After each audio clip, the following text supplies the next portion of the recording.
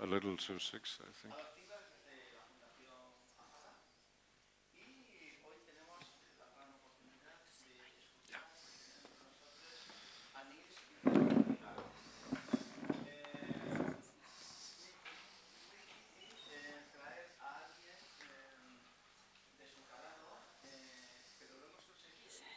That it is very difficult to bring somebody of your importance, and we all started 1 year ago with procedures to bring you, and in the end we achieved.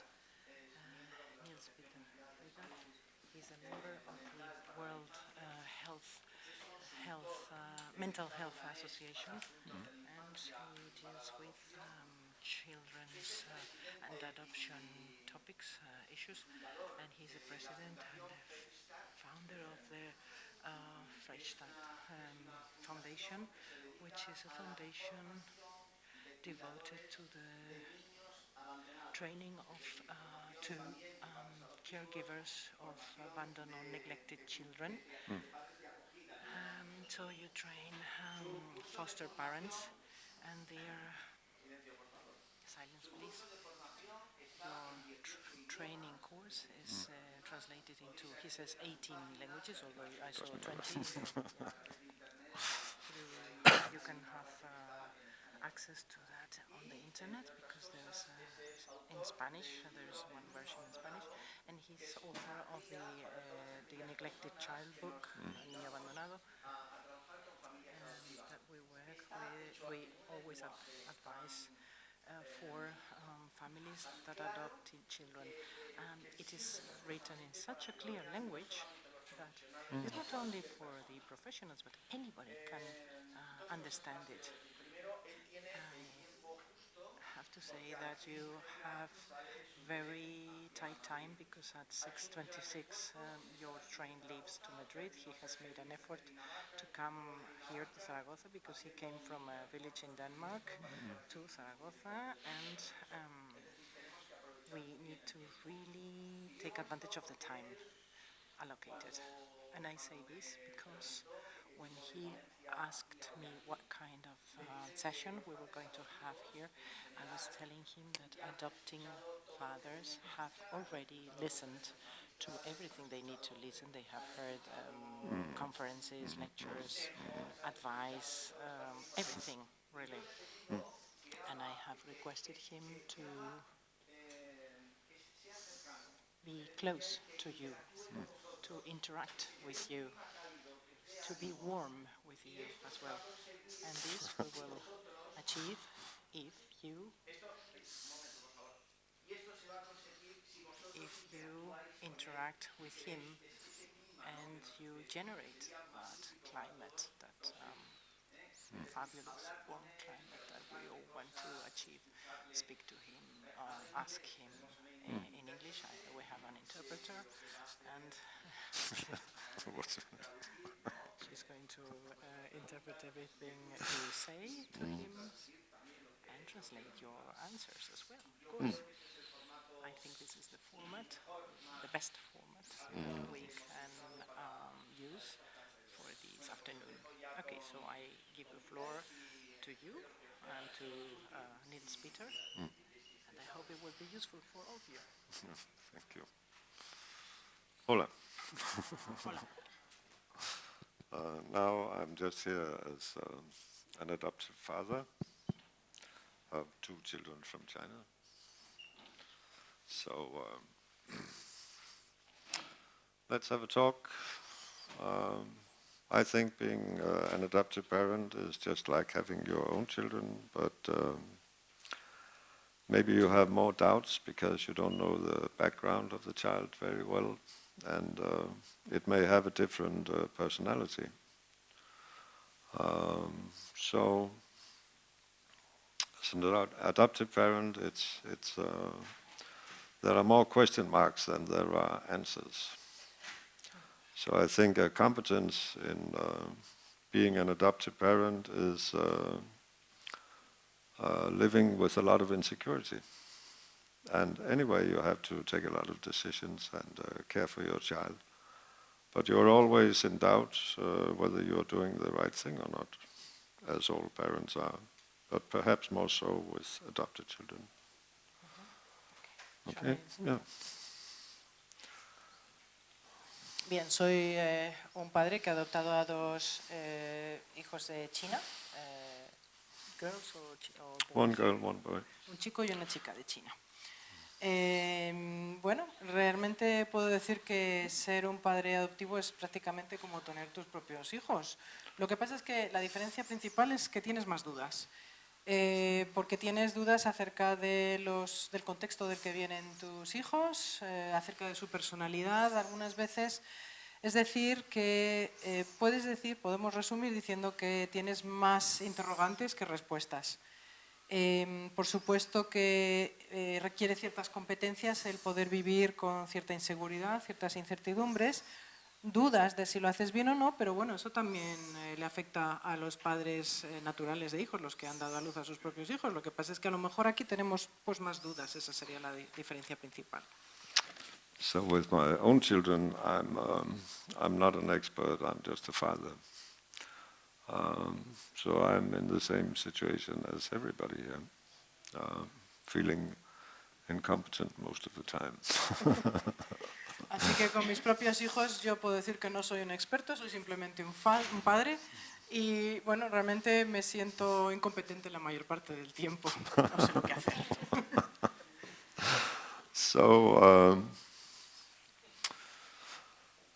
yeah, let's just talk like adoptive parents. And así que hablemos como padres adoptivos, yo creo, es lo mejor. you can ask me a lot of questions and I can look as if I know the answers, but perhaps I don't. Podéis hacerme las preguntas que queráis, yo intentaré responder lo mejor que pueda, pero a lo mejor no sé responderos a las preguntas. But we can share our frustrations. Pero tampoco quiero compartir, bueno, podemos compartir frustraciones también. Podría ser otra cosa. So I think what we should do is talk to the person next to you for 2 minutes and then think about, is there something we want to talk about or ask or whatever. But just take 2 minutes with each other. What would we like to be one of the topics here? Lo que sugiero que podríamos hacer es que habléis entre vosotros como unos 2 minutos acerca de qué cuestiones os preocupan más y podríamos luego plantearlas aquí de alguna manera hacia mí para canalizar un poco todas esas preguntas, si os parece bien, para romper el hielo. Sí.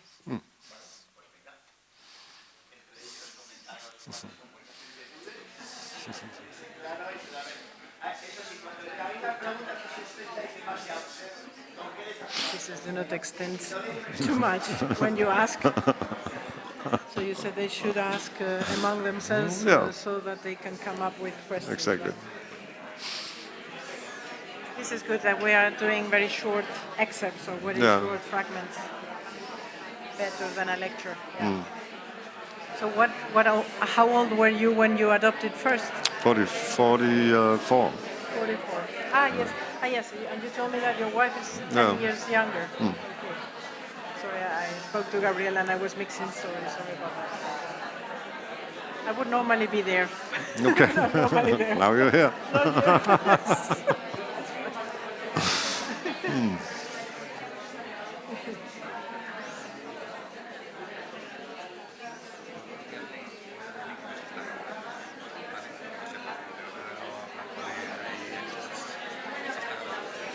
We're recording everything that you talk. Okay. Even this. For your info.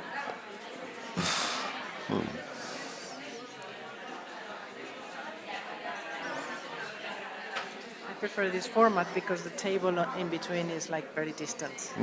If we wanted to do this warm session, I think it's better without. Yeah. True. I was thinking of the same.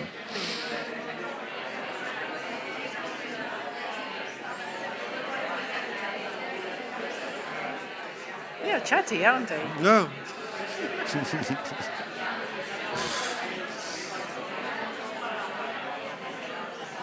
I just hope that I will be able to listen to them because they are not using the microphone. Gabriel, ¿tenemos un micro para ellos? ¿Tenemos un micro para ellos? Porque yo debería ponerles hoy bien. Si hablan bajo. Yo cuando pedí esta sala dije, me deis micros, pero no necesitan micros, que se oye perfectamente.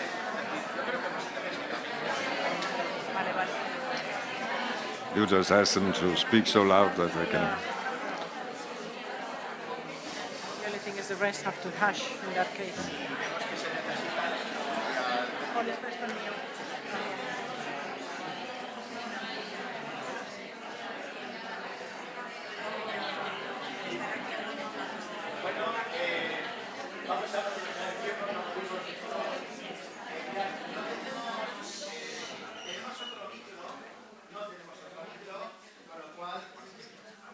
Haven't got another micro.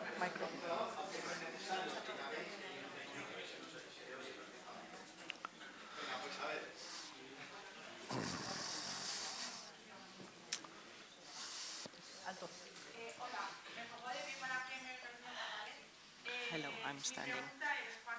My question is, are children, adopted children, are becoming adolescents, and they have a fuller awareness of their situation, the initial abandonment, and how they have been adopted, and the reasons why they were adopted, and that makes them feel that there's something wrong with them, and that can originate certain behaviors, the feeling that there is something wrong in them that makes them unable to face their day-to-day activities. How can we help them?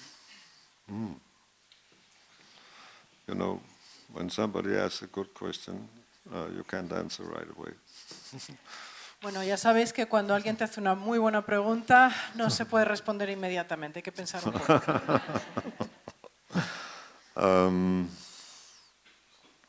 Yeah. I think having dialogues with them all the way along, but like is important. But like I told you at the conference, I think, well,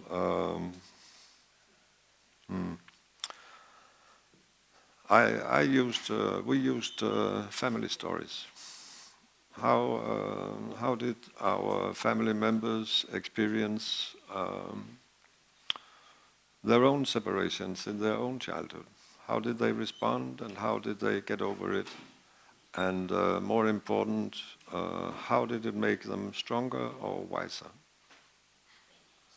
Because we all have to deal with separations in our life. If nothing else, someone will die.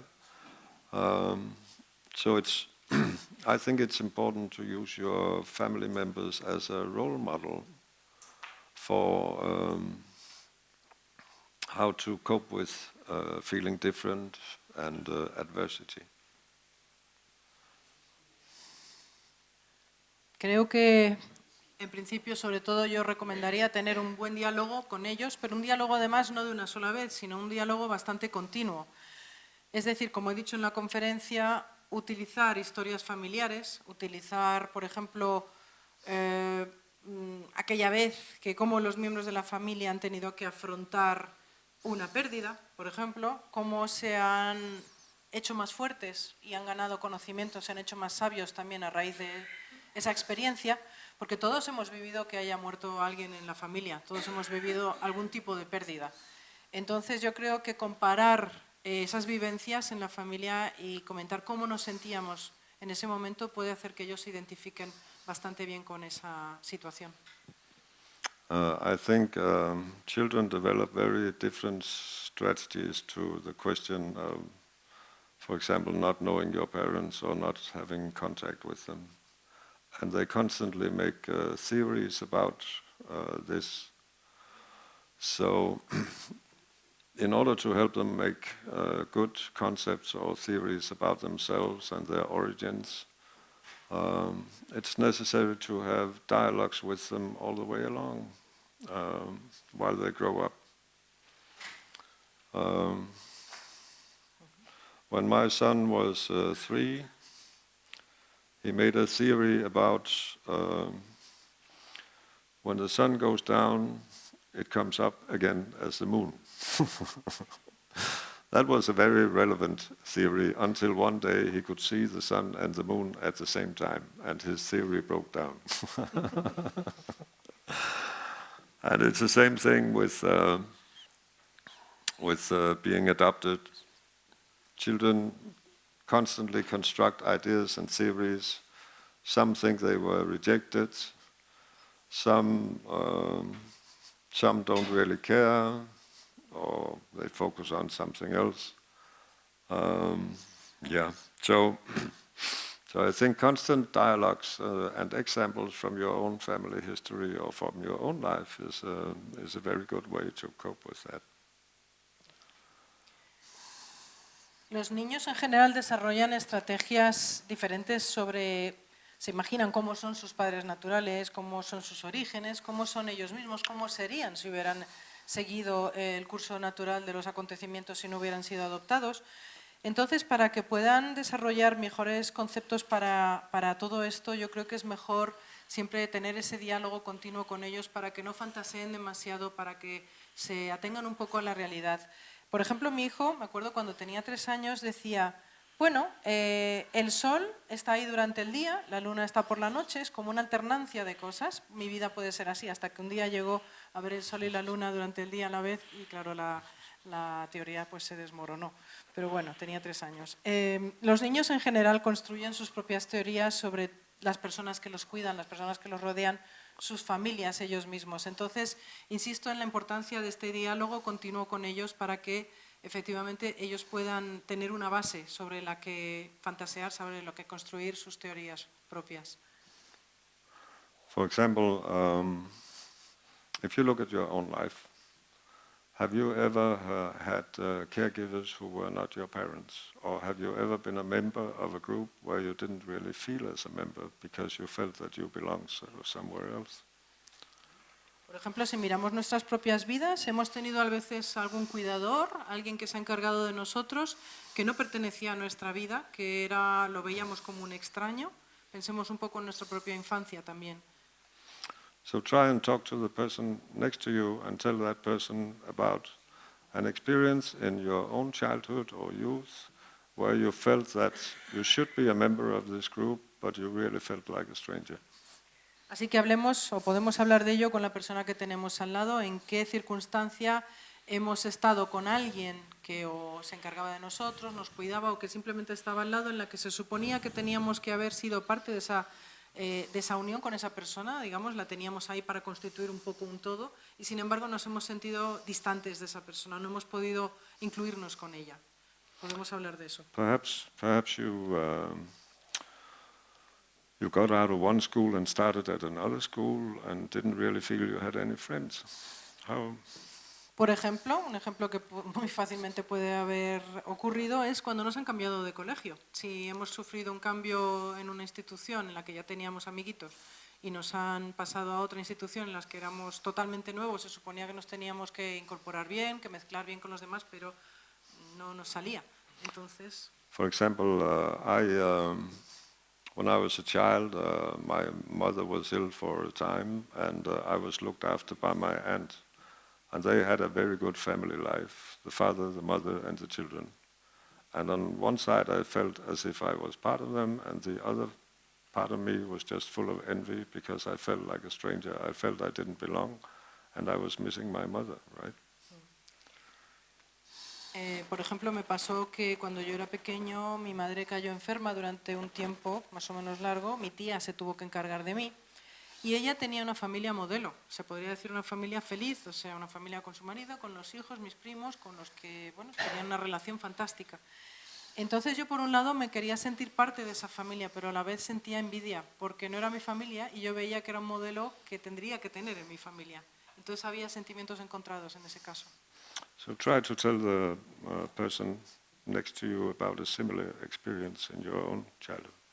Así que si queréis dedicamos otro par de minutos para que contéis a la persona que tenéis al lado qué pasó cuando os sentisteis así, si es que tuvisteis una ocasión de sentiros así. 2 minutes each. 2 minutos.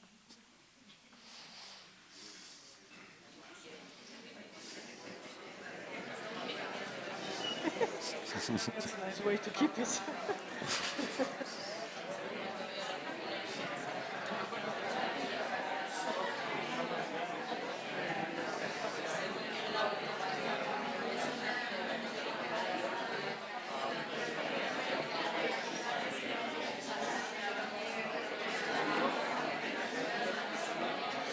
How long was that time that you had to spend with your aunt and your family?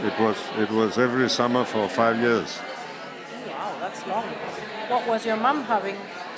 Oh, she had a nervous breakdown because she was very intelligent, and she was a suburban mother, and she couldn't finish her medical studies, so she got so frustrated, she broke down.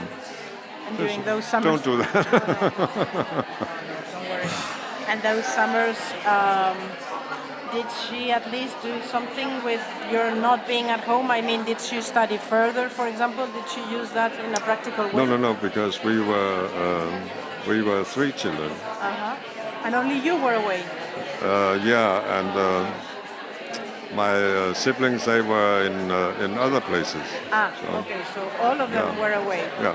But she then had like a holiday period in the sense that she could have studied further. She No. was already broken down. Oh, that's a pity. Yeah. That is a pity. Because if that was the reason for her being, feeling Yeah. unwell, well, she could have put an end to it by studying during the summers and, Yeah. graduating eventually. No. It's a pity. It's a pity. Yeah. But it's very difficult. When you're an adult, you don't want to study. No. I know that. No. Absolutely. I'm going to remove this. I'm sweating. Yep.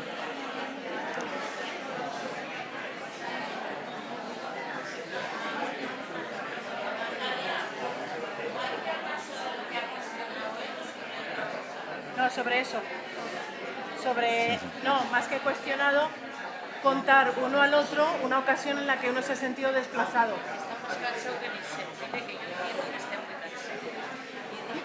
He understands that you are really tired now. No, it's okay. You like a coffee? No, it's okay. Would you want a coffee? No? It's okay. No, it's okay. She was asking whether it was necessary to tell something else, and I said no. I mean, No. you focus on that experience, No. the, let's say, uprooting experience, we could call it. And they engage into a conversation, really.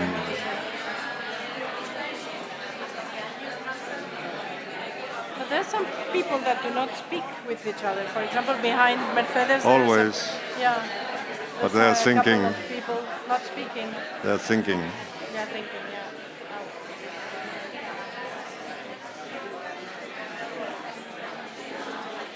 He's engaged into conversation.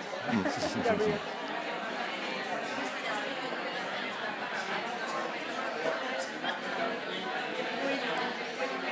Almost past. No. Sure. No. So we still 1 hour and a quarter to go. something Yeah. like that. Should I tell them to stop? Would you like me to? I'll tell you when. Okay.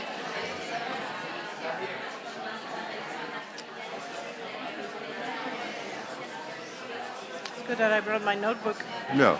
Okay. Yes. Okay.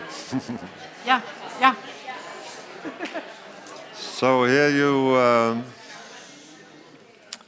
you have a fabric of a mirror story where your child can look into what happened to you and how you felt and feel understood, right?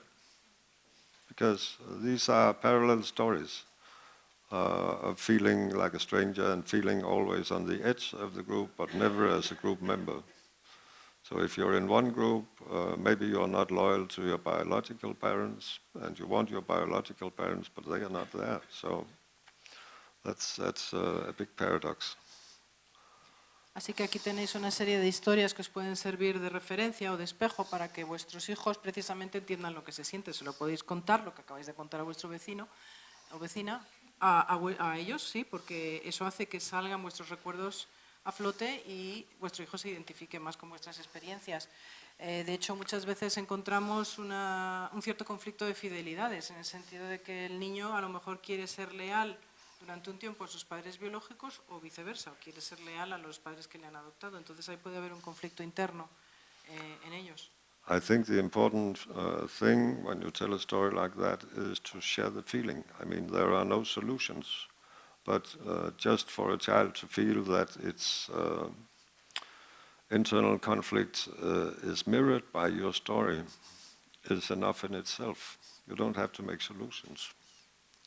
Lo importante aquí sobre todo es compartir sentimientos, no tanto buscar soluciones, porque muchas veces no hay soluciones, simplemente se trata de que el niño o la niña pueda de alguna manera verse reflejado en vuestros sentimientos, ver que sus padres también han tenido sentimientos muy parecidos y ver que no es ningún extraño, que no es ningún alienígena por sentir eso, porque tan cerca como en su propia familia puede haber algo parecido. But every time a child goes through a stage of development as it gets older, it has to reconstruct a new story about itself. And that's an opportunity to help the child make a useful, create a useful identity. For example, if you look at adopted children who are younger than 5, they are hardly aware that they are different from others. And they may think of you, this is my father and my mother, no problem. Then at age 4, 5, 6, children start being interested in differences between each other, right? So suddenly this came up with my son, are you my father and my mother? Because he became aware that he was different. Yeah, let's translate this. De hecho, cada vez que el niño va pasando fases en su crecimiento, él tiene que reconstruir de alguna manera esa historia de identidad que tiene sobre sí mismo, tiene que crearse identidades útiles para él. Por ejemplo, a una edad menor de 5 años, pocas veces los niños se dan cuenta de que son diferentes. Normalmente se consideran exactamente igual que los demás, sean cuáles sean las diferencias.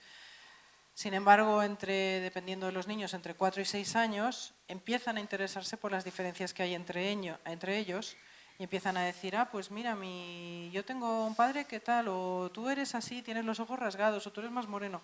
Esas cosas empiezan a surgir a esa edad, más o menos entre 4 y 6 años. For example, when my daughter, the last year before she started school, she was in kindergarten, and then a Danish girl comes up to her, one of her friends, and this Danish girl is small, fat, and blonde, right? Has blue eyes. And she says to my daughter, you are not Chinese. And my daughter looked at her and then she said, no, because you don't have eyes like this and your father doesn't have a grill bar. De hecho, cuando mi hija estaba en la guardería, recuerdo que tenía una amiguita que era una niña danesa, que era gordita, rellena, con ojos azules, súper rubia, y entonces le dijo, bueno, tú no eres china, porque tú no tienes los ojitos así, y tu padre tampoco tiene una barba así como los chinos de los cómics, digamos, ¿no? Arquetípica, digamos. So at this age, children work very much with how to understand differences between each other. So that's what I talked to my daughter about. Así que a esa edad los niños normalmente lo que buscan es entender las diferencias que hay entre ellos.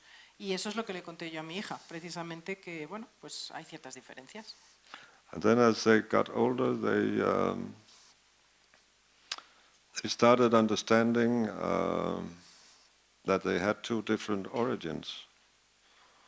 And of course became more conscious about this and what is adoption and so on. So we had lots of conversations about this. When they were 10 and 12, we went to China to see where they came from. And my daughter, she saw the orphanage where she had been. They didn't know her parents, but she met the old retired leader of the orphanage who had looked after her, and that was a good experience. But her conclusion was, I don't have a problem because my parents couldn't have me, I don't know why, but so you're my only parents, end of story. And she never needed any further discussion about that. So that's one strategy. Yeah. A medida que van creciendo los niños empiezan a entender que tienen distintos orígenes, empiezan a entender el concepto de adopción. Yo, de hecho, tuve muchas conversaciones, sobre todo con mi hija, por este motivo. Y, de hecho, he de decir que a la edad en que ella tenía 10, 12 años, fuimos a China. Ella, de hecho, visitamos todos el orfanato, lo vio. Ella nunca llegó a conocer a sus padres naturales, pero vio a la persona que la había cuidado durante el tiempo en que era más pequeña y para ella no supuso un problema. Entendió que sus padres sus padres naturales, biológicos, no habían podido cuidarla por los motivos que fuera y decidió no preocuparse más por el tema. Esa es una estrategia, que se enfrenten a la verdad y enseñarla sin tapujos y no hacer de ello ningún problema.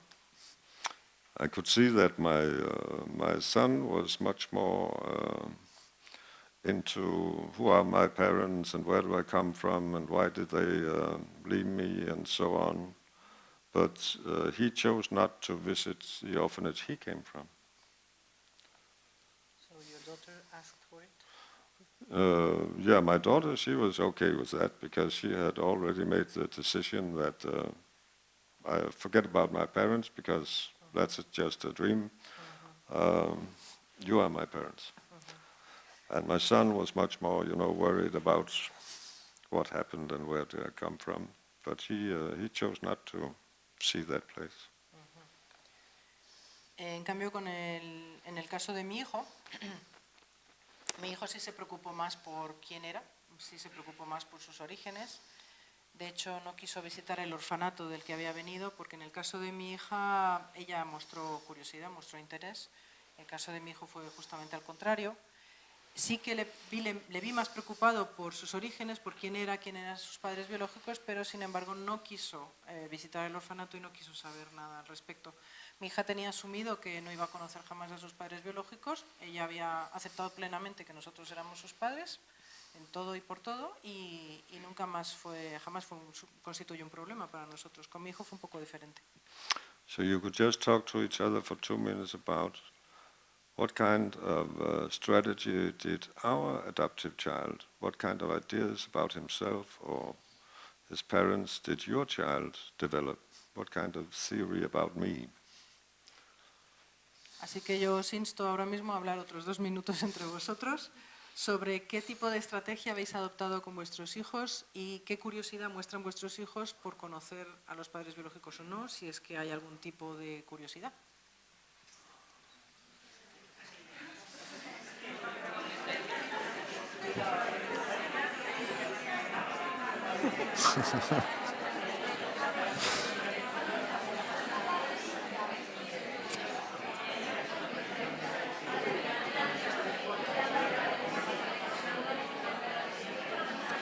The other day I was at a conference, at a lecture about art. Camille Pissarro, one of the French painters. Yeah. And the speaker was talking in French. I understand French, but they had brought an interpreter like me. And it was the most boring thing I've ever seen. I almost fell asleep during the lecture. Okay. Because both the speaker and the interpreter were, absolutely, they did not, how can I say, interact with people. No, they just talk. Which is not our case. We make a good couple. They're interested. This is group dynamics. Yeah.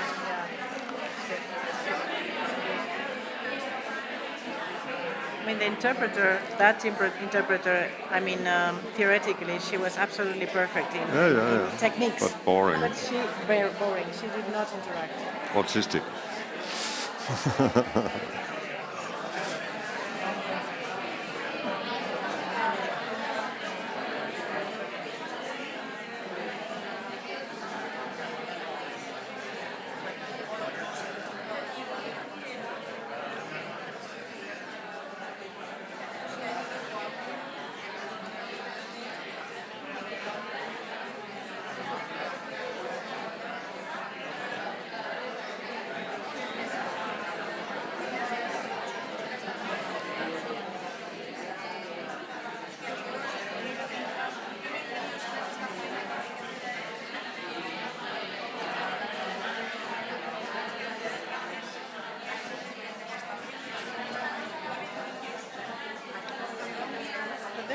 quite elderly people here, Yeah. aged people.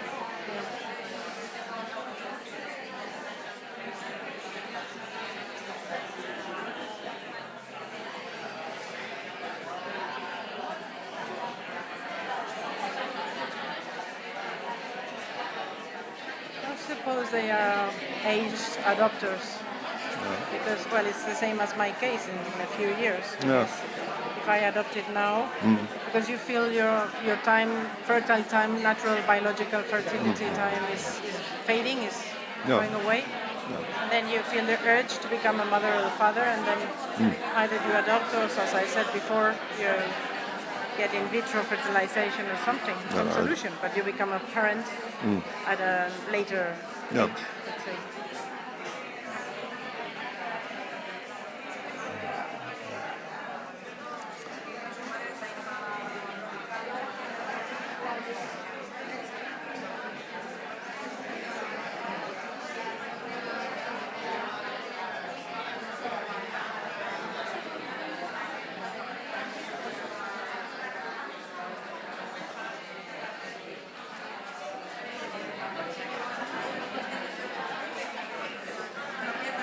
There's a microphone there.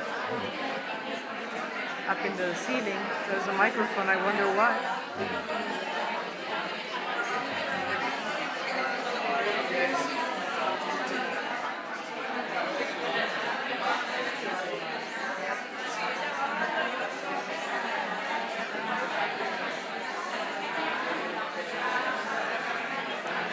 Where in Denmark do you come from? No, Do you live- there's not too much talk. I want to Yeah. see what's going on. Okay.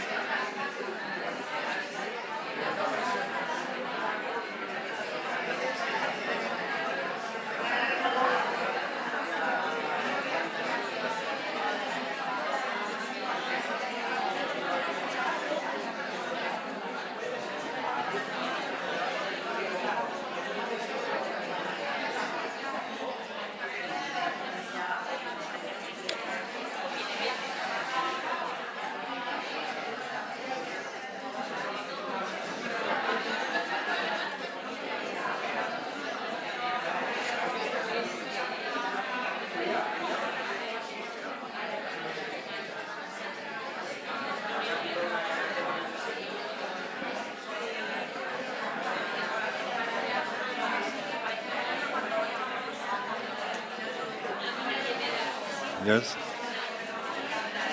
They are seated in rows of 5 people, so there's always one when No, it's yeah. going to be left alone, I think. Okay.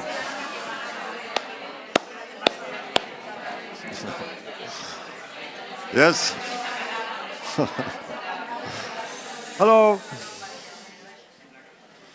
It seems that your children have some very interesting theories about themselves, right? Parece que vuestros hijos tienen teorías muy interesantes sobre sí mismos. When I heard my children's theories, I never said to them, oh, you're wrong or you're right or anything. I only said, oh my God, that's very interesting that you think that way about yourself. And then I talked about how I see myself or how I used to see myself when I was their age, okay? Because that's not so invasive. Cuando escucho las teorías de mis hijos, normalmente no les digo esto está bien, esto está mal, sino que me limito a escucharles y como mucho les cuento las mías cuando tenía la edad que tienen ahora ellos y realmente yo creo que es bastante enriquecedor. When they were 10 and 12, they were very sad one day at dinner because they had learning problems, and they thought they had social problems in school. They felt they were lagging behind the others, right? And then I said to them, in fact, you're in front of the others, because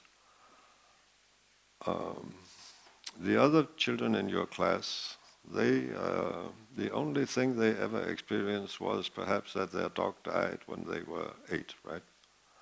You came from an orphanage. You have been treated very badly, perhaps in the orphanage. You come from another country. So if you think about the starting point, you know golf, you have a handicap. You have the right to get extra points because you had a difficult start. And that's what I said to them, really you're in front of the others because you have experienced so much in your life which the other children in your class don't know anything about. So you're much wiser, you have much more experience, but of course it's difficult for a child to have as much knowledge and experience as you have. So that can make it difficult for you to talk to the other kids because they simply don't know what you're talking about. But this knowledge will be very valuable for you later in your life. And if you look at the very difficult start you had in your lives, you are in front of your classmates because you have achieved a lot. You are already good in Danish and in mathematics. Even though you're a little behind the others, it's amazing that you could do that considering the start in life you had. And then they just accepted that they were perhaps stronger than the other children they knew.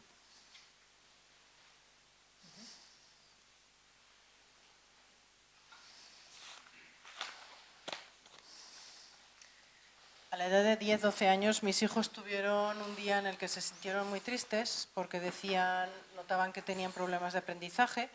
Ellos creían estar por detrás de sus compañeros de colegio en cuanto a notas. Y yo les dije, mira, estáis por delante, porque los demás solo han experimentado fracasos o problemas serios a partir de, pues a lo mejor 8 años de edad o 7, pero vosotros, desde pequeñitos ya habéis tenido, pues un poco empleando el vocabulario del golf, un hándicap. Es decir, habéis tenido cosas, adversidades en las que os habéis tenido que enfrentar y eso os ha dado mucha experiencia en vuestra vida. Ahora os ha vuelto más sabios y eso es muy difícil que otros niños tengan ese conocimiento, ese aprendizaje a tan corta edad. Obviamente, ahora no lo apreciáis, si habláis de ello con los compañeros no saben a qué os referís, no saben de lo que estáis hablando muchas veces, pero sin embargo no os dais cuenta hasta qué punto esto os va a venir bien en el futuro, porque ya os prepara para muchísimos problemas que vais a tener que afrontar. De hecho, podéis ser buenos en danés, en matemáticas, en las asignaturas que os pongan, pero desde luego yo considero que aunque tengáis algún fracaso escolar, alguna nota, algún suspenso, ya es genial lo que estáis haciendo, considerando todo el bagaje de problemas que lleváis encima. Now, if you look at the next step in development, it's being a teenager. And that's where the theories about yourself change completely, because now it's more important to be the member of a peer group than it is to have parents. So teenagers fight with acting like babies, and the next moment they want to move away from home, okay? And this conflict can be very strong in some adopted children or teenagers. Yeah, that's... Dejadme unos segundos porque luego, ¿sabéis lo que pasa? Si no lo apunto todo, luego se me olvida. O sea que... A ver, entonces, si nos fijamos en la siguiente etapa de desarrollo, bien, la adolescencia, menudo tema. Vamos a ver, en esa edad es muy importante ser miembro del grupo. Los padres realmente a esa edad importan bastante menos. Ellos luchan siempre con no aparentar ser bebés, no parecer ser pequeños. Y el siguiente paso ya es irse de casa. De alguna manera están luchando por mostrar independencia y por ser independientes. Yeah, so for example, all those questions come up. Can I have a girlfriend or a boyfriend when I'm different? Will I be an accepted member of the peer group, or am I on the edge here? How do I cope with that? Y se me olvidó decir antes que precisamente estas cuestiones en niños adoptados pues, surgen con mucha más fuerza. Y de hecho, por ejemplo, surgen las cuestiones, las preguntas de si puedo tener un novio, una novia, de si por ser diferente voy a tener más problemas en encontrar a mi pareja y estas cosas. So you can see some adopted children, especially those who are behind in development, they look for peer groups which have the same challenge as they do, coming from two cultures. So I have seen some young adoptees, they prefer to be with migrant groups because they have the same problem, belonging to two cultures and not being quite accepted in society. Y, por ejemplo, en el caso de algunos adoptados, sobre todo si sufren algún tipo de retraso en su desarrollo emocional, ahí tienen distintos retos, los mismos retos que el resto de los demás niños, pero encima añadiendo a eso que pertenecen a dos culturas. Entonces, muchos de ellos eligen pertenecer a grupos de migrantes porque sienten más afinidad con ellos, porque los migrantes también se sienten un poco como más desubicados en cuanto a dónde están, ¿no? And at this age, teenagers will always try to reject their parents because they want to be grown-ups. But in adopted children with this loyalty conflict, their rejection of the parents can be much stronger. So the parents are left with the problems. Should we force him to stay at home, or what should we do? And what if he becomes a member of a gang? Things like that. Y bueno, los adolescentes ya se sabe que siempre tienen un sentido de confrontación hacia sus padres, pero esta confrontación es aún más fuerte en el caso de los niños o de los jóvenes adoptados.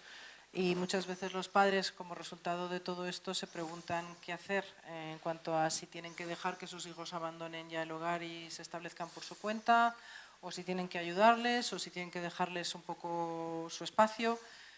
Hay muchas más preguntas en estos casos. Yeah.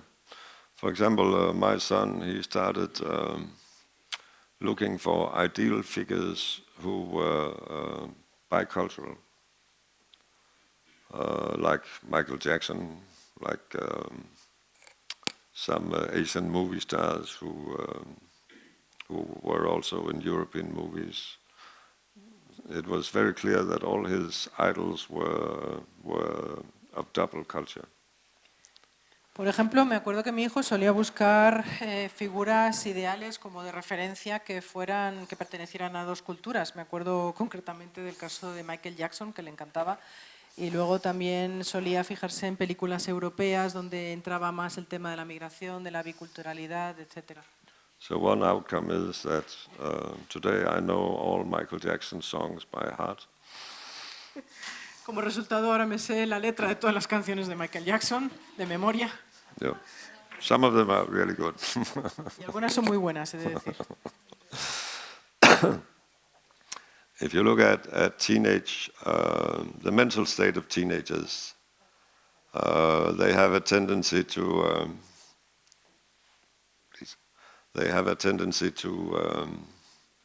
the strategies they apply are feeling lonely, I want to die, talking a lot about suicide, having existential problems, and first of all, feeling like victims and feeling pity for themselves. De hecho, si nos fijamos en el estado mental de muchos de estos adolescentes, en general, tienden a aplicar estrategias del tipo me siento solo, me quiero suicidar, es decir, se victimizan. Yeah, so that's how I remember my own teenage years. Poor me. Así recuerdo mis años de adolescencia, pobre de mí. Nobody loves me. Nadie me quiere. I'll never have success in life. Nunca voy a tener éxito en la vida. Estos I'd rather mensajes. die. Me voy a morir, mejor me muero. And if I kill myself, they will miss me. Y si me mato, seguro que nadie me echa de menos. So, yeah, that was to answer your question. How can you show a young person that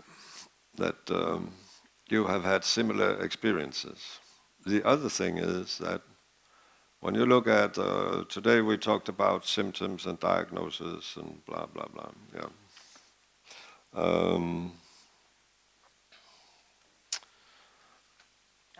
Yeah. Yeah. Y todo esto que he comentado era, bueno, en gran medida, no solo, pero para responder a la pregunta que nos había hecho sobre cómo mostrar a los niños que hemos tenido experiencias parecidas a las suyas. Hoy hemos hablado de diagnóstico, de síntomas, etcétera. But if you look at the behavior of problems of many of these children, they are simply normal responses to loss. Pero si nos fijamos en la mayoría de los problemas de comportamiento de estos chavales, normalmente tienen que ver con el sentimiento de pérdida. And that's what sometimes I talk to groups of children, that's what I tell them. Y a veces le digo esto a los grupos de niños con los que trabajo. I say having problems controlling your emotions or becoming very cynical, pushing people away from yourself, feeling like you have ice in your heart. Y normalmente, les hablo de distintas estrategias que normalmente son las que utilizan, como por ejemplo, algunos de ellos intentan controlar sus emociones, se vuelven cínicos, intentan distanciarse o alejar a la gente que tienen cerca de ellos, mostrar que tienen un corazón de hielo, que son súper fuertes. Or being angry all the time, or just want to be alone all the time. O también mostrarse enfadados casi todo el tiempo, o preferir la soledad a estar en compañía. Those are simply normal strategies trying to cope with loss. Y eso son estrategias normales para intentar afrontar el sentimiento de pérdida. If a child experiences a difficult separation from someone it's attached to, it makes an emotional theory, which is, I am not loved, therefore I am rejected, and therefore I am worthless.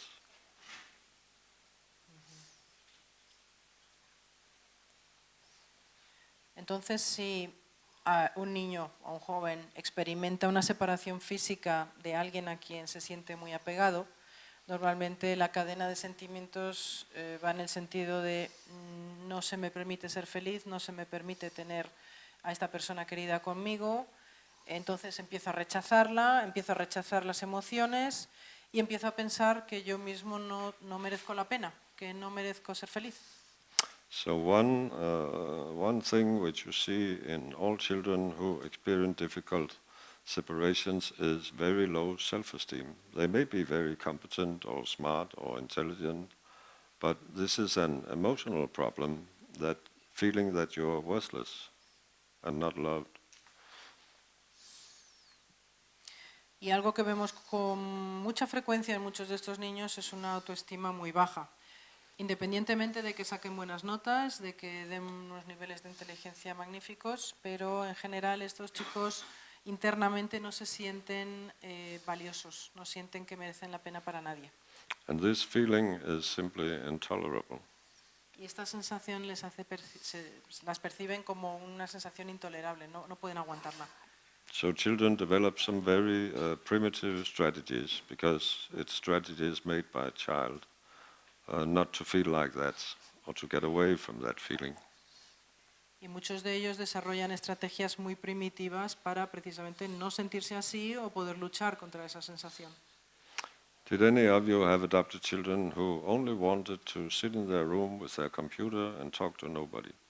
¿Habéis tenido algunos de vosotros, chicos, hijos adoptivos que normalmente se han querido meter en su habitación, estar solos, encerrarse con su ordenador y no hablar con nadie? No. Yes. This is a hermit strategy, which was also applied by many Christians in the early days. If I live alone in a cave, If I don't contact anyone or try to make friends with them, they can't reject me. Es decir, esta es una estrategia la estrategia del eremita, digamos, que muchos cristianos tempranos, de los primeros cristianos que había, desplegaban este tipo de estrategias. Es decir, me meto en una cueva, voy a sufrir en silencio solo para que nadie pueda decir que yo estoy buscando cariño. O sea, si yo me voy a sentir rechazado, soy el primero que voy a rechazar para no sentirme rechazado. So they avoid a new rejection by simply not making any social bonds. De modo que rechazan el rechazo, no estableciendo ningún tipo de vínculo afectivo con nadie. And then you can meet children who are very, very cynical. You know, I don't care, I don't like you, nothing matters to me, you can do whatever you want. Makes no difference. They don't show very many emotions. Y de hecho podemos encontrar a muchos de estos casos de personas, de jóvenes muy cínicos, en los que dicen, bueno, a mí no me importas, a mí me da igual lo que digas, yo te rechazo. O sea, es un poco la idea de te rechazo para evitar que me rechaces a mí primero. And they can be very sarcastic and ridicule others. De hecho, pueden llegar a ser muy sarcásticos, muy ácidos y pueden incluso llegar a ridiculizar a otras personas, pero es un mecanismo de defensa. And that's simply another strategy to keep other people away, so you don't get rejected again.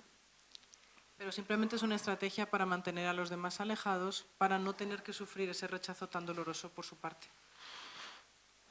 And then you can see children who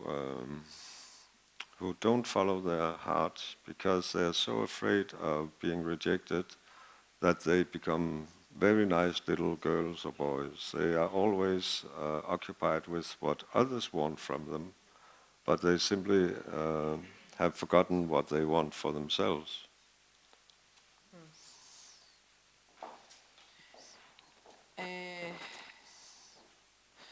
También podemos ver niños o jóvenes que no siguen a su propio corazón, en el sentido de que es otra estrategia, tienen tanto miedo a ser rechazados que se ocupan en complacer a los demás, en satisfacer las necesidades de los demás y nunca se dan cuenta de las propias necesidades, es decir, se van vaciando poco a poco.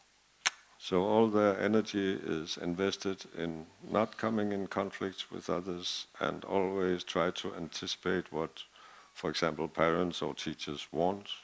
They can have very high grades and they can be described as being very nice kids, but they have lost the sense of their own needs, and they are afraid of saying no or feeling how they feel themselves. Instead they try to feel what others feel. Entonces, muchísima energía en estos casos, estos chavales invierten un montón de energía en no entrar en conflicto con las demás personas, en satisfacer o complacer a los padres, a los profesores, darles lo que ellos quieren. En general, estas personas dan la idea de ser muy agradables, muy simpáticas, qué majo es, pero en el fondo van perdiendo poco a poco el sentido de sus propias necesidades, lo cual tampoco es bueno. And then you can see children who are fueled by anger and disappointment. So they always criticize their parents or others, and they get temper tantrums from time to another. Then they have even lower self-esteem because they couldn't control themselves, and then they explode again and again and again. It's called the volcano model. That's another way of coping. Y otros, sin embargo, otra estrategia es que sienten rabia, decepción continua contra todos y contra todo, critican constantemente, luego también sufren rabietas en general y suelen tener una baja autoestima porque se dan cuenta de que no pueden controlar su propio comportamiento, su temperamento tan explosivo, y eso obviamente no les ayuda a ganar autoestima, sino al revés, se van hundiendo cada vez más. Es lo que llamamos la estrategia o el comportamiento volcán. So when I meet a child that uses one of these strategies, I describe what I see by telling them something similar from my own life. Entonces, cuando encuentro a alguien que usa alguna de estas estrategias, normalmente yo lucho contra ellas contándole cómo yo me he sentido así alguna vez, porque todos hemos tenido momentos de todo esto. And I constantly tell them that this is a perfectly normal reaction to separation. Y lo que suelo decirles siempre, el mensaje que les quiero transmitir es que es un comportamiento absolutamente normal para poder hacer frente a una separación, a una pérdida. And if they didn't act like this after the experiences they had, I would ask the psychiatrist to look at them because something must be wrong. Y de hecho, incluso les digo que si no reaccionaran así ante este cúmulo de sentimientos, yo le pediría a un psiquiatra que les echara un vistazo porque no me parecería normal. Yeah. So you all know more or less intensely from your own life these strategies and reactions. So to me it's important to share it with the children so they don't make too many crazy theories about themselves. Because if you let a child construct its theory alone, it doesn't work very well. Y bueno, yo lo que ya las conocéis, estas estrategias, y yo lo que normalmente comparto con los chicos es esto, precisamente comparto con ellos este razonamiento, porque les digo, es que no, a ver, les cuento todas estas estrategias para que sepan que no conviene que fantaseen demasiado con su propia identidad, que no empiecen a hacer montañas de granos de arena. Les digo que esto es totalmente normal y los bajo a tierra un poco. Bowlby had a very useful concept about this. It's called the internal working model. In and out. Internal working model, you were saying, Yeah. ¿no? Bowlby tenía de hecho un concepto muy claro acerca de esto y lo llamaba el modelo de trabajo interno.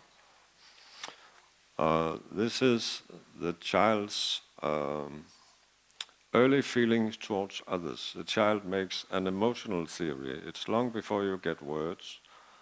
It's an emotional set of expectations. What can I expect from other people? How will they behave towards me? Will they love me or will they not? Y de hecho esto, digamos, hunde sus raíces en los sentimientos que tiene un niño hacia otros, incluso antes de que empiece a hablar, antes de que formule pensamientos con palabras. Se basa sobre todo en las expectativas que todos creemos que los demás tienen acerca de nosotros. And we all have an internal working model based on our early experiences. But of course, if a child has experienced early adversity and severe separations, it will tend to see all people like it saw the first ones. This is just an emotional reaction. For example, people don't like me or nobody cares for me or things like that. I didn't quite understand. So they see the others like they were the first ones to meet? They see, for example, their adoptive parents not as they are today in reality, not whether their parents, adoptive parents, love them or not. They see them through the glasses of their first experience, and if that was negative, they tend to see all relations as being negative, and all parents as being evil, for example, or neglecting.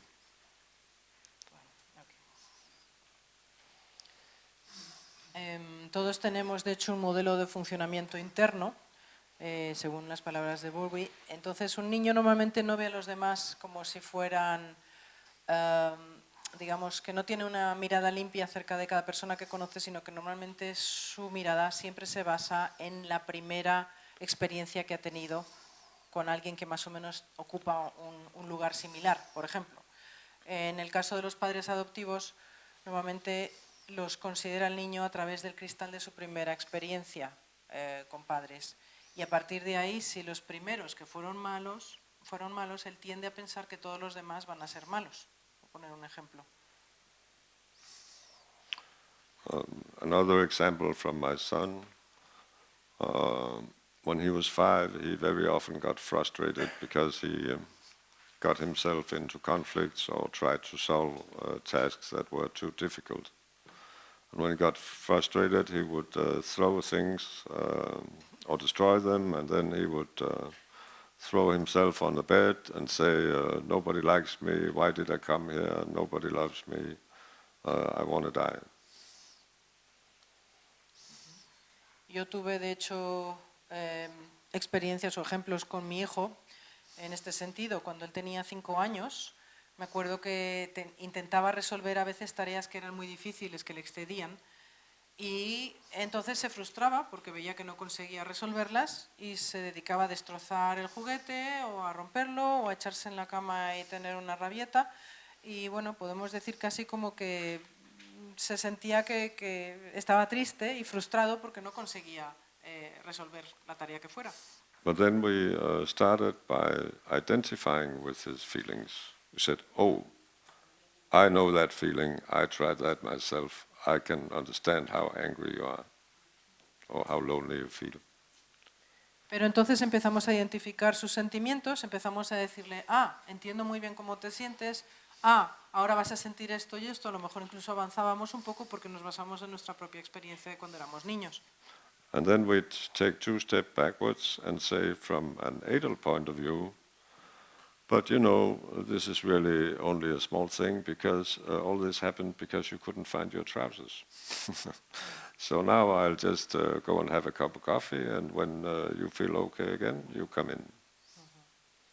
Pero entonces lo que hacíamos normalmente era tomar distancia, digamos, echar 2 pasos para atrás para ver la cosa con cierta distancia, y le decíamos, bueno, a fin de cuentas lo que te ha pasado es algo sin importancia, es algo muy pequeño, por ejemplo, no consigues encontrar tus pantalones, a saber dónde los has puesto, no pasa nada, tómate un chocolate, un Nestí, lo que sea, y vamos a volver a hacer otra cosa, o cambiamos de tarea, o lo que sea. So I think that's one of the most important things you can do, that is to feel with your child and show that you understand and you can identify with the feelings, and then draw back and see it from an adult perspective, to put proportions back. Entonces, resumiendo un poco toda esta intervención, yo diría que esta parte es muy importante porque mi recomendación es siente con tu hijo, identifica cuál es el problema, echa la mirada 2 pasos para atrás, digamos, toma cierta distancia y a partir de ahí relativiza, sería la palabra, y busca o dale la importancia a las cosas que tengan, no más importancia, que normalmente ellos tienden a darle mucha. It's one of the most important things you should do is when you work with disturbed children or disturbed clients, you should ask yourself every 5 minutes, I was okay this morning, but now I'm almost psychotic.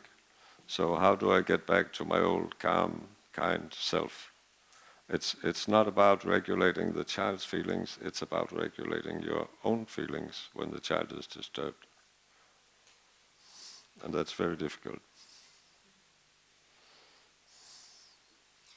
Entonces, una de las cosas más importantes que os diría es que cuando estés con hijos con problemas o que tengan algún tipo de trastorno, tienes que pensar que ahora mismo te estás sintiendo mal porque te frustra el comportamiento de ellos.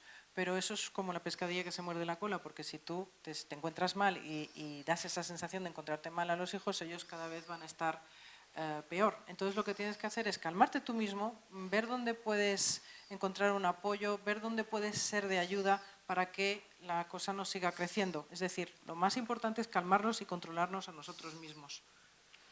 For example, if a husband says to his wife, I think you're a bit hysterical today, don't you think you have your monthly problem? Entonces, si un marido le dice a la mujer, creo que hoy estás un poco histérica, a ver si es que vas a tener la regla. Then it's very important for you as a woman to say to yourself, okay, this guy is handicapped. How do I keep calm myself while he is running around in his crazy theories about others? Entonces es importante para que nosotras como receptoras de esa información pensemos, este está un poco para allá, vamos a calmarnos porque si le contestamos mal lo que va a haber es generar un problemón y no va a ningún lado. Así que alguien tiene que digamos, ser cuerdo en este caso. Okay, that's very, very difficult to do with adopted children because you invested so much energy and emotion in them. So you're constantly in the problem of should I let go of control or should I just should I control them more? When he says certain things, they go right to my heart, and it hurts me, right? So, for example, so you have to have someone to talk to. Could be outside the family, could be one of your friends, could be your grandmother who learned how to tackle her husband. Could be anyone, but I mean it's like a boiling soup which cooks over. You know, you have to unload somewhere as a parent, and the more you have talked to others about how difficult it is, I think that's why adoptive parents tend to make adoption family groups. Because they really feel that the only ones who understand them are other adoptive parents. So they have quite a lot of prejudice.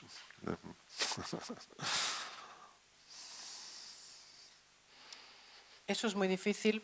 A ver, si esto ya es difícil entre hombre y mujer, entre marido y esposa, más difícil aún es con los hijos, porque resulta que has invertido una cantidad de esfuerzo inmenso, de esfuerzo emocional, sobre todo, para criarle bien y de repente pues te entra en la duda de si deberías controlar lo que está diciendo, de si deberías castigarlo, de si tú deberías permanecer calmado o calmada. Y muchas veces los hijos tienen un instinto especial para dar donde duele. Entonces puede que efectivamente nos duela mucho lo que está diciendo y nos cueste un mundo calmarnos en ese momento y dar una respuesta razonada. Una técnica podría ser echar mano de alguien más de la familia, alguien más que esté relativamente cerca, una abuela, el marido, un hermano, un tío, porque si no puede convertirse en una bola de bolos, él ha dicho, yo diría de billar, pero vamos, el bolo, cada vez va más fuerte la bola y tira todas las, ¿cómo se llaman eso? Los bolos, ¿no? Yeah. Just a moment. Y cuanto más se hable de lo difícil que es y se compartan experiencias, mejor. Por eso es que hay muchos grupos de padres adoptivos que comparten experiencias porque nos sentimos muchas veces solos y debemos pues, intercambiar y ver si lo que nos ocurre es normal, si a otra persona le ocurre, etc. Porque además hay veces que hay gente con muchos prejuicios en este mundo y conviene pues, relativizar hablando con otros. And the splitting in the child between love and hate,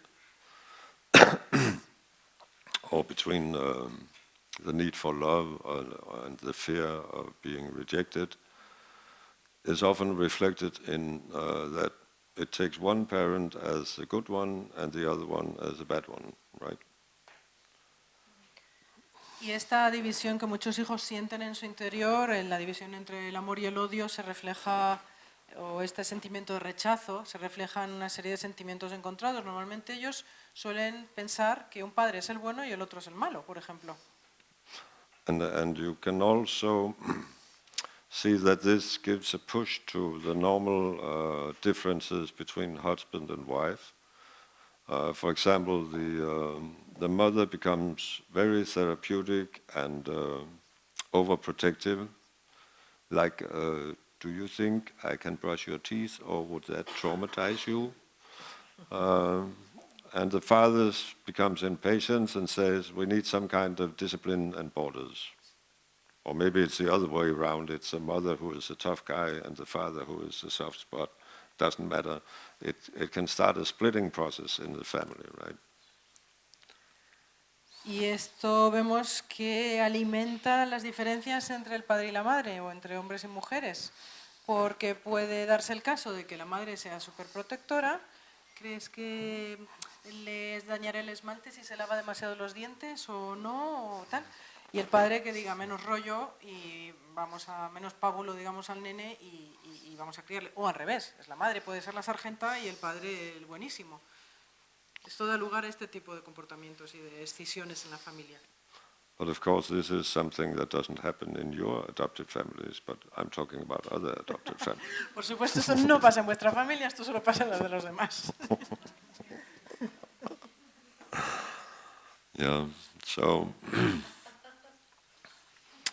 the way I define an adoptive family is that every member is an expert on loss and separation, and every member tries to find a way to cope with it. Okay? Podemos decir que la forma de definir a la familia adoptiva es que cada miembro es experto en leyes, en lo que sea, pero a la vez cada miembro de la familia está intentando afrontar lo mejor que puede todos los conflictos que surgen. Yeah, it's an education. Es una cuestión educativa, más que nada, cultural. No. Eso lo dijo antes. Sí, lo dijo antes, lo he comentado ya. What's he? He says that you are speaking about losses and separations. Yeah. Sí. Que cada vez se extiende más, hay más diferencias en la familia debido a todo esto. Cada miembro es experto en pérdidas y separaciones y en cómo tratar de solucionarla y llevar con ella, ¿no? Sí, pero lo he dicho un poco en el término legal, digamos, cada miembro es abogado y conoce sus... Sí, bueno, a lo mejor no lo he expresado también, pero vamos, digamos eso, que es un experto que va a cuestiones de abogacía, de leyes, de no sé qué. Lo ha comentado, sí. Have you spoken about people being experts in laws and experts in separations, and and everybody is becoming an expert in the family on laws and separations, right? No, not on laws, just on how do you cope with separations in your life. Y en cómo cada uno enfrenta la separación en su vida. En eso se vuelven expertos, digamos. How do you cope with with having to contain two cultures in the same family? Digamos que cada familia está intentando enfrentar, o afrontar más que enfrentar, la forma como puede superar todas estas dificultades dentro de la familia. For example, I talked to an adoptive father who was, he played a lot of football in his spare time before he adopted. There were a lot of racist remarks and making fun and so on. And that was the culture where he lived. What race was he? No, he was just Danish. But that was before he adopted. Bueno, teníamos un caso de un padre adoptante que solía jugar al fútbol y que, bueno, después de haber adoptado, pues, bueno, tuvo que ver algunos comentarios racistas al respecto, ¿no? So he said, I was just an average father from this village. We all lived like that. We had the same jokes about Chinese or anyone else. That was part of our culture. Y él decía, bueno, yo simplemente soy un padre normal. Quiero decir que siempre todos, en todas nuestras culturas tenemos chistes sobre chinos o sobre, yo qué sé, otras culturas, pero bueno, eso existe en todas las culturas realmente. But then he said, today, after 5 years as an adoptive father, I don't feel I belong in that culture anymore. I don't like the jokes anymore. I have had a lot of experiences being to another country. It has widened my horizon. Now I know a lot, and I love a child from another culture. So how could I make jokes at football about other races? So what he said was he no longer belonged in that village. He couldn't be a member of that culture. Instead, the whole family had adapted an adoptive family culture. Can you sit still? Yeah. A ver, entonces este padre decía que a partir de entonces ya no se sentía que quería pertenecer a esa cultura, a ese pueblo, porque ellos seguían haciendo chistes y él decía, ahora que tengo yo hijos de esa raza, ¿cómo puedo seguir haciendo bromas sobre chinos o sobre tal? Y finalizó, terminó diciendo que no quería pertenecer al pueblo. Hay una pregunta, me parece, ¿verdad? There's a question there. Yeah.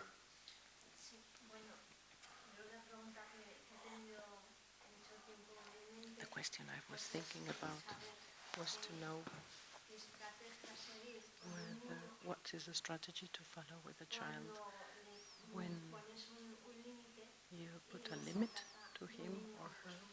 And it's a very explosive child that when he tries to do something, he feels when you are put limits to him, he feels that That you nobody wants reject him. you to reject him. He has like a big shield. He's not accessible, emotionally speaking, I mean. Yeah. That's another good question.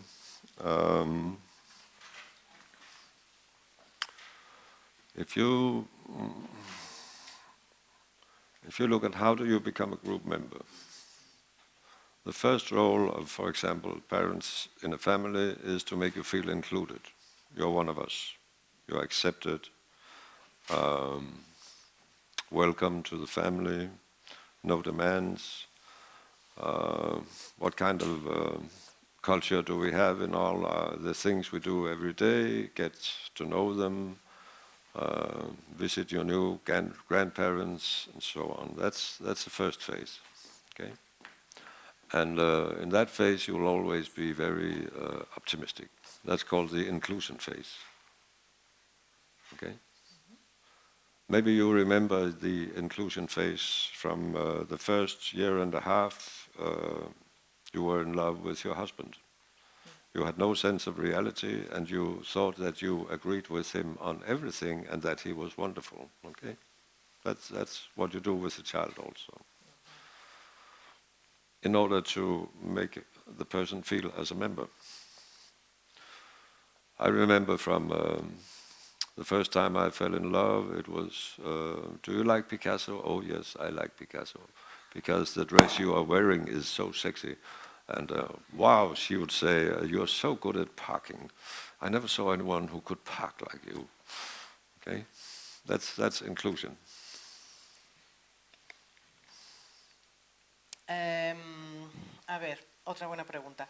Si ves qué papel cumple cada miembro de la familia en la misma, lo que hacemos cada día, por ejemplo, en el momento en que llega el niño le presentas a los abuelos y hay muchas otras cosas, todo es nuevo, todo es optimista, es lo que llamaríamos la fase de inclusión. Para recordar, o sea, para imaginar un poco esta fase, tal vez recuerdas la fase de inclusión de cuando te enamoraste de tu pareja. Todo era bueno, todo era bonito, te gusta Picasso, sí, lo encuentro muy atractivo, todos los cuadros, o que bien aparcas, etcétera, etcétera. Entonces, cosas así es la fase de inclusión, todo lo vemos bueno. It's bonito. based on an illusion, right? Y se basa en una fantasía, en un espejismo realmente. Yeah. And then one day you woke up in bed and you thought, what's that lying next to me? Is that something the cat dragged in? Or is it the guy I married? Pero un día te despiertas y dices, ¿qué es eso que está durmiendo a mi lado? ¿Eso es el hombre que yo he querido para toda mi vida? Eso con todos los defectos y empiezas a verle defectos. So once you feel a group member and you're happy about that, then you will start debating the next thing, and that is authority, borders, and roles. So perhaps you suddenly started arguing with your husband, should a silk shirt and a woolen shirt be put into the same cooking wash? And he would ask you, do you think a car needs oil? Things like that. So you disagree about a lot of things. So now you are finding out about authority, right? And borders and limits. And I would say they don't listen to each other. Yeah. Translate. This phase starts with something called the reality depression. Bueno, cuando te sientes miembro de un grupo, normalmente empiezas a debatir sobre cosas cotidianas. Yo qué sé, por ejemplo, imaginamos la pareja hablando de que va a poner una lavadora y dicen, bueno, debería mezclar la camisa de seda con el jersey de lana, por decir algo, y entonces tú se lo preguntas al marido y el marido te responde, ¿crees que tengo que poner más aceite al coche? Por poner un ejemplo. Entonces son cosas que no tienen nada que ver, hay una falta de comunicación entre los dos, hay una descoordinación y un desacuerdo en general. Y aquí es donde empieza a tambalearse un poco la autoridad, porque la autoridad empieza a rozar los límites de la convivencia. ¿Hasta qué límite puedo llegar yo sin que te enfades conmigo? eso es lo que llamaríamos la fase de la depresión de la realidad, porque uno se da cuenta de en qué realidad se encuentra día a día. So suddenly you start seeing the difference between you, the difference in opinions, the difference in how you handle feelings, and you start finding out where are the borders and limits in the family. How much can the parents decide? How much can the children decide? So this is about the distribution of power and authority. When my son was 5, he said, Daddy, I want you to decide, and I can decide more because this should be democratic. And I said to him, that is completely out of the question, my dear boy. Por ejemplo, de repente vemos que hay diferencias en los sentimientos, que empiezan a aparecer los límites. Por ejemplo, un niño tiene que decidir si la autoridad, bueno, no lo he expresado bien. Hay una distribución en poderes y autoridad donde se debate un poco hasta dónde puede llegar el niño, hasta dónde puede llegar el adulto. Yo recuerdo, por ejemplo, que mi hijo llegó a un momento, me dijo, bueno, hay que hacer esto porque la democracia dice que hay que hacerlo así. Yo le decía, bueno, pero es que tú todavía eres muy pequeño para decidir, así que ni se te ocurra que vas a decidir tú las cosas. Yeah. So you ask your son to do something, he won't do it. If you keep on demanding it, he starts accusing you of all kinds of things and rejecting you. And then you feel guilty, and then you get into doubt. Should I really stand fast on this demand, or what should I do? Right? That's. Entonces aparecen estos momentos en los que le pides a tu hijo que haga alguna cosa.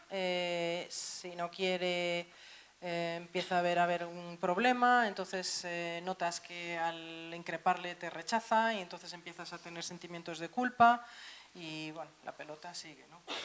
So the very difficult thing here is to be kind, but also to be very firm. If I have said something, it will happen sooner or later. I knew that the only way my son could get less frustrated was by being frustrated 1,000 times. And I said to him, this is not a big thing, but you get very excited when I ask you to do something like cleaning your room or something like that, and you make a big fuss. So tell me this time, is it going to last 2 minutes? That would be nice. Or 10 minutes? Or 3 days? But in the end, it will be the way I told you it's going to be. And I won't step down from it. And it doesn't really matter what the conflict is about. Don't argue. Don't give a lot of excuses. It's just that if you want the child to feel secure, it should meet a kind wall which it cannot break. Because ambivalent children are very afraid of any kind of limits or any kind. They don't really know what is you and what is me and where is the difference between us. So the only thing that can make them calm in the long run is that if you have said something, it will happen. And if they ask, why should I do it? Then the only answer is, because I say so. There's no other answer. And because I'm your parent, and I know it will be good for you. And his development was very much about testing the borders 1,000,000 times, and then in the start, his reactions could last a whole afternoon because he was angry when I asked him to do something. And then gradually, the only way you can learn this is to be frustrated 1,000,000 times. And in the end, I said to him, now you're down to, in fact, I made a map on his wall. How long would he protest and rage and so on before he did what I asked him to do? And then every evening, when things were calm, I said, today it only lasted 10 minutes. Last week it was 20 minutes. So now you're down to 10. Let's see what happens next week. And in the end, we also had a traffic light by his bed. It was red, yellow, and green. Green means I asked you to do something and you did it. Yellow means you argued about it for 1 hour, but you did it. Red means you started throwing the furniture and telling your mother she was a whore and so on, you know. So I was just neutrally interested. How often have you been in the red square this week, and how often have you been in the green? Just, yeah, interest. But that's something which is very difficult for. Everybody tells you that you should forget about yourself and identify with your child and make attachment, and my God. But then you come to the authority phase, and that becomes really different. You don't need to in the first phase, you need to be a good host. In the second phase, you need to be a good cowboy, because you should stay on the horse. You are the parents. Nobody else is, okay? And if you say something, that's the way it is. It's the same thing you would do with your husband. If he says, I want to buy a Ferrari, then you'll just look at him and say, we don't have the money, okay? And no more discussion about that. Okay, let's translate. Otherwise they wait for too long. Yeah. Si pongo en orden todo. Aquí lo más difícil en este caso es ser amable pero ser firme. Es decir, si he dicho algo, hay que darle a los hijos la idea clara de que pasará tarde o temprano lo que yo he dicho que va a pasar. Se pueden sentir frustrados 1000 veces. Por ejemplo, con el tema de limpiar la habitación. Puede durar 2 minutos la limpieza o puede durar 3 días. Pero yo, con perdón de la expresión, no me voy a apoyar del burro. Creo que eso se entiende muy bien. No, le puedes decir, no hace falta que discutas, no hace falta que des excusas, no construyas al final un muro que no vas a poder destruir, en el sentido de que a veces que incluso los hijos sienten calma, lo único que les calma es que el hecho de que si has dicho algo, eso va a ocurrir, pase lo que pase. ¿Por qué? Pues porque yo soy tu padre, porque yo lo digo, y los hijos muchas veces nos quieren poner dificultades porque quieren probar sus alas, quieren ver las fronteras hasta dónde llegan. Les puedes decir que pueden estar enfadados toda la tarde, pero da igual, solo van a aprender si se frustran 1000 veces y a partir de ahí aprenderán. Yo le digo muchas veces a mis hijos, por ejemplo, la rabieta que has tenido hoy, autonegativa a hacer algo, solo ha durado 10 minutos, la última vez duró 20, a ver qué pasa la próxima semana.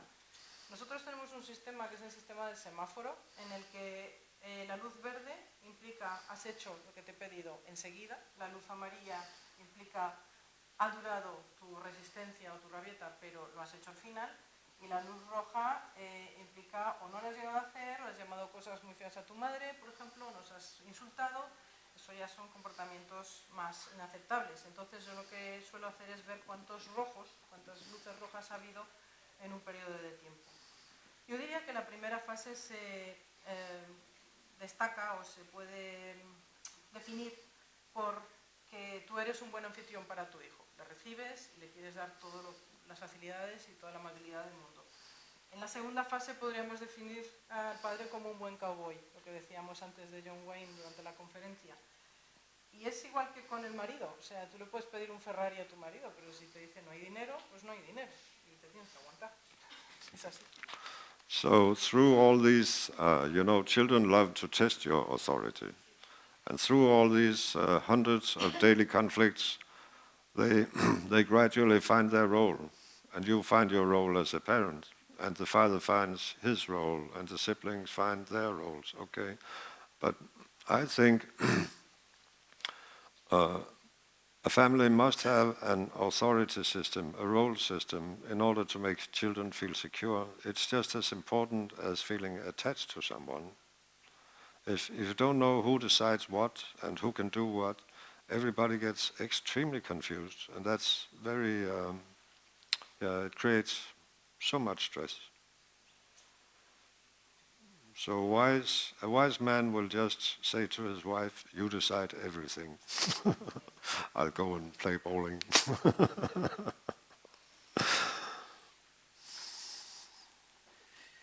Bien, a los hijos les gusta probar sus alas.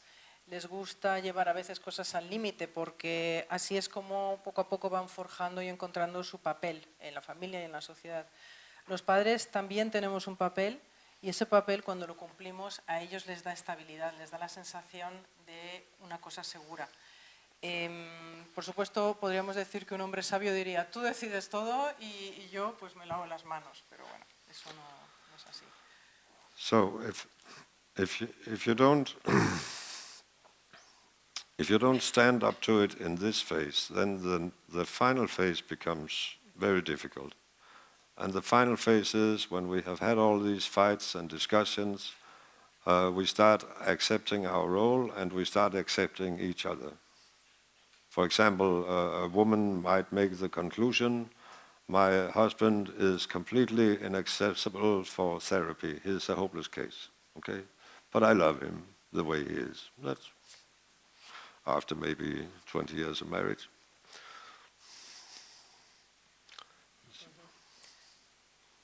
Bueno, si no te mantienes firme en esta fase, realmente digamos, yo no lo aconsejo, porque la tercera no llegará a buen puerto. La tercera es cuando tanto los hijos los hijos aceptan su propio papel y aceptan el papel de los demás. Es un poco como cuando una mujer decide que su marido tiene que ir a terapia para resolver cualquier problema, y el marido pues no es apto para la terapia. Es un caso perdido y la mujer pues tiene que acabar aceptando que su marido no pasa por ese aro. And it's the same with the children. Maybe they don't like washing up, but they have accepted it, okay? No more discussions about that. They know that there's a structure here which I cannot change, so I have to find out how to live in it. Yeah. Y lo mismo podemos decir de los hijos. A los hijos puede que no les guste lavar los platos, por ejemplo, pero al final acaban aceptando que lo tienen que hacer, aunque no les guste. Es una estructura que no va a cambiar y que no puede cambiar. The final phase, when you have found your roles, you can start finding out how intimate do we want to be with each other.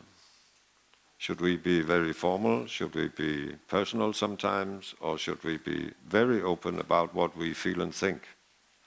So in this phase,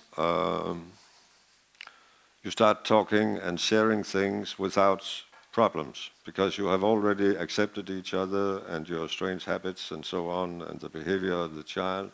But here you can really have a dialogue, because everybody knows their place, and everybody can decide how much do I want to share with others.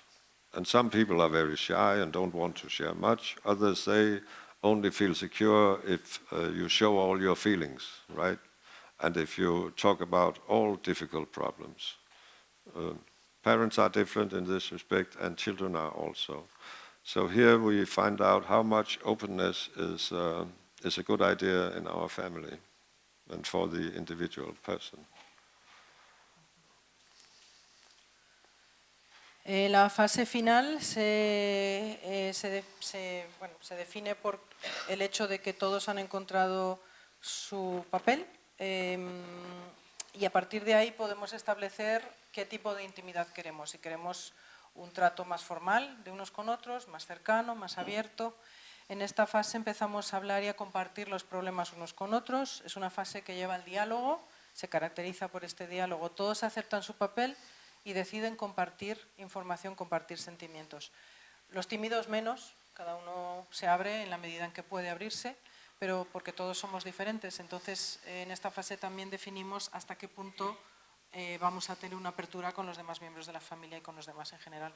And these, just 1 minute. These three phases, inclusion, authority, and degree of openness, when they have been negotiated between the members of the family, then you have something called family life. We just do what we do every day. You go to school, I go to work, we talk about something, but you have the basic foundation for a family life. And that's what really difficult. It's really difficult to go through these three phases if you have a child with a lot of problems, right? So. but you can think of it. As a parent, is there some kind of inclusion I should make, or are there some decisions which I didn't make clear, or roles, or are there some opportunities for openness that I don't use, right? But once these three basic themes are in place, then you have just a normal daily life. Entonces, estas tres fases, que son la de inclusión, la de autoridad y la de apertura, son las que componen una vida familiar, que es ahí, a partir de ahí, donde se desarrolla la vida diaria.